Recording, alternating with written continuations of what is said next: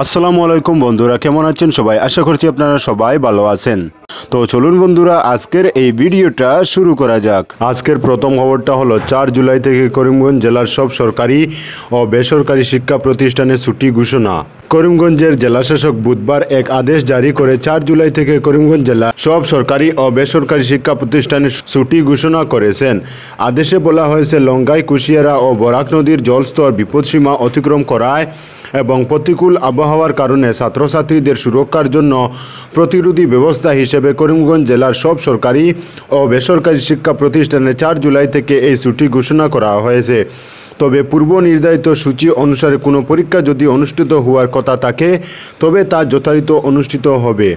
2005 সালের দুর্যোগ ব্যবস্থাপনা আইনের 30(2)(5) ধারা অনুসারে এই নির্দেশ দেওয়া হয়েছে। এই আদেশ তাৎক্ষণিকভাবে বলবৎ হয়েছে এবং পুনরাদেশ না দেওয়া পর্যন্ত বহাল থাকছে।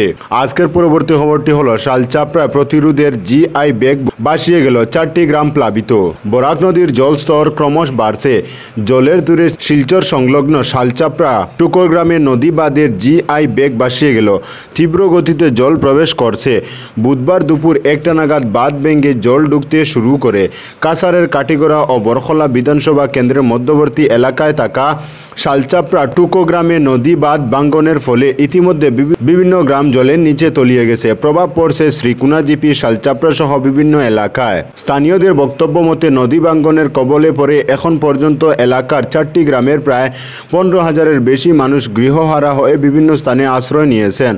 বাঁধ ভাঙ্গার পর বরাক নদীর জল তীব্র বেগে প্রবেশ করায় 2022 সালের প্রলয়ঙ্কারী বন্যা স্মরণ করিয়ে মানুষ তীব্র আতঙ্কে দিন কাটাচ্ছেন। বর্তমানে জল প্রবল বেগে আবাসিক এলাকায় প্রবেশ করায় বৃহৎ শালচাপড়া টুকরগ্রাম এলাকা আগামী কয়েক ঘন্টার মধ্যে পুরোপুরি জলের নিচে তলিয়ে যাওয়ার আশঙ্কা স্থানীয়দের মধ্যে তীব্র চাঞ্চল্যের সৃষ্টি হয়েছে।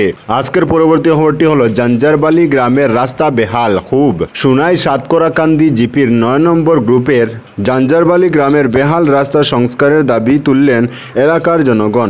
ভুক্তভোগী স্থানীয় জনগণ ক্ষোভ প্রকাশ করে বলেন, গ্রামের কচিকাঁচা পড়ুয়া সহ সাধারণ মানুষ যাতায়াতে চরম দুর্ভোগ পোহাতে হচ্ছে।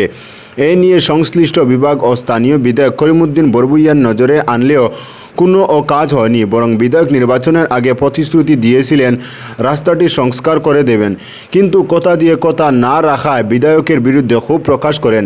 শীঘ্রই গ্রামের রাস্তাটি মেরামত করে দিয়ে চলাচলের উপযোগী করে দেওয়ার দাবি জানিয়ে বক্তব্য রাখেন বাবুল হোসেন লস্কর, কিজির আহমেদ লস্কর, হুসেন আহমেদ লস্কর সহ অন্যান্যরা। আজকের পরবর্তী খবরটি হলো, করিমগঞ্জে মানসিক প্রতিবন্ধী গৃহহীন মহিলাকে গণধর্ষণ, গ্রেফতার 5। এক মানসিক প্রতিবন্ধী গৃহহীন মহিলাকে মারধর ও গণধর্ষণের অভিযোগে 5 ব্যক্তিকে গ্রেফতার করেছে করিমগঞ্জ পুলিশ। পুলিশ জানিয়েছে, ঘটনাটি 30 জুন ঘটেছে কাইস্তগ্রাম বাজারে। 2 জুলাই এর একটি ভিডিও প্রকাশ্যে আসে। এরপরে তারা ওই এলাকা থেকে কিছু সিসিটিভি ফুটেজ সংগ্রহ করেছেন এবং বুধবার অভিযুক্তকে গ্রেফতার করেন। স্থানীয়দের মতে, গৃহহীন মহিলাটি রাস্তায় থাকতেন এবং তারা জানতেন যে তিনি মানসিক প্রতিবন্ধী। ঘটনার পর কাইস্তগ্রাম বাজারে বৈঠক করে স্থানীয়ভাবে বিষয়টি সমাধান করা হয়। তবে বিশ্ব হিন্দু পরিষদ সহ কয়েকটি সংগঠন এর বিরোধিতা করে এবং পুরো ঘটনাটি পুলিশকে জানায়। পুলিশ সূত্র থেকে জানা যায়, 2 দিন আগে কাইস্তগ্রামের রাস্তার কাছে বসবাসকারী এক মানসিক অসুস্থ গৃহহীন মহিলাকে রেল স্টেশনে টেনে নিয়ে গিয়ে 3-4 জন মিলে গণধর্ষণ করেছিল। একজন তদন্তকারী কর্মকর্তা জানান, মঙ্গলবার রাতে তারা এ তথ্য পেয়ে 2 প্রধান আসামিকে আটক করেছে।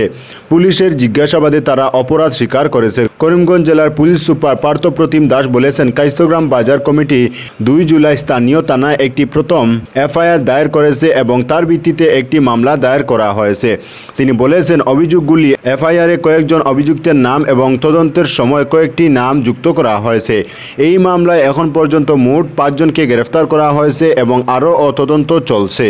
আজকের পরবর্তী খবরটি হলো, করিমগঞ্জে নৌকা নিয়ে ত্রাণ বন্টন রামকৃষ্ণ মিশনের। স্বামীজি বলেছেন, পরোপকারী ধর্ম, অপরকে ভালোবাসাই ধর্ম। সমগ্র পৃথিবীতে সকলের মানবিক মূল্য সমান। আর সেই বার্তাকে সামনে রেখে প্রাকৃতিক দুর্যোগের সময় বানবাসীদের মধ্যে ত্রাণ বন্টন অব্যাহত রেখেছে করিমগঞ্জ রামকৃষ্ণ মিশন।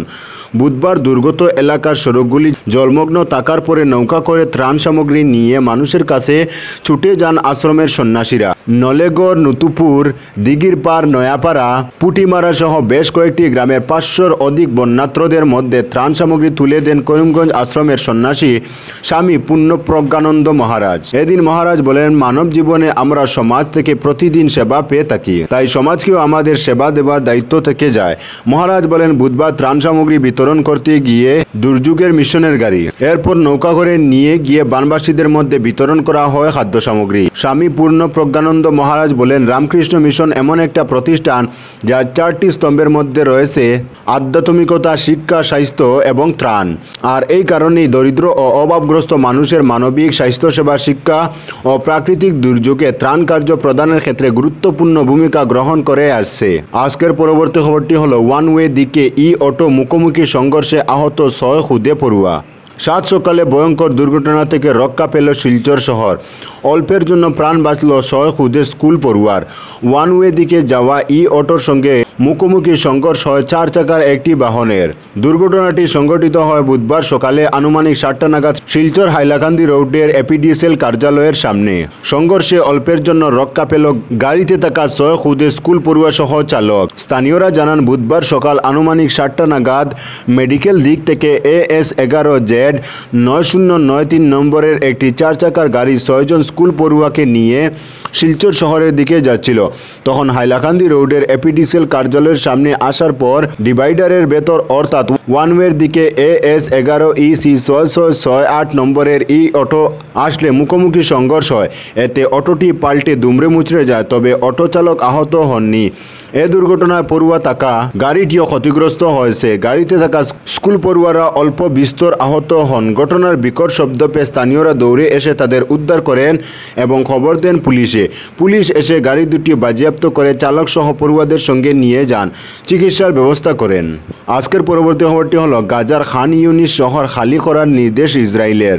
গাজার দ্বিতীয় বৃহত্তম শহর খান ইউনিসের পূর্বাঞ্চল থেকে ফিলিস্তিনিদের সরে যাওয়ার নির্দেশ দিল ইসরায়েল। নেতানিয়াহু বাহিনীর এমন ঘোষণার পর শহর ছেড়ে যেতে শুরু করেছেন স্থানীয়রা। আন্তর্জাতিক আহ্বানকে বুড়ো আঙ্গুল দেখিয়ে গাজায় অভিযান চালিয়ে যাচ্ছে ইসরায়েল। এতে প্রতিদিনই প্রাণ হারাচ্ছে নিরীহ ফিলিস্তিনিরা। ইসরায়েলি হামলা থেকে বাদ যাচ্ছে না উপত্যকার কোনো এলাকায়, এমনকি ত্রাণ নিতে যাওয়া ফিলিস্তিনিরাও হচ্ছেন বিমান হামলার টার্গেট। এবার উপত্যকার দ্বিতীয় বৃহত্তম শহর খান ইউনিসের পূর্বাঞ্চল থেকে ফিলিস্তিনিদের সরিয়ে যাওয়ার নির্দেশ দিল ইসরায়েল সেনাবাহিনী। বাহিনীর মুখপাত্র অবিচায় আদ্রাই এক বার্তায় বলে, নিরাপত্তার স্বার্থে অবিলম্বে মানবিক অঞ্চলে সরে যেতে। তবে মানবিক অঞ্চল বলতে কোন জায়গাকে বুঝিয়েছেন তা স্পষ্ট করেননি তিনি।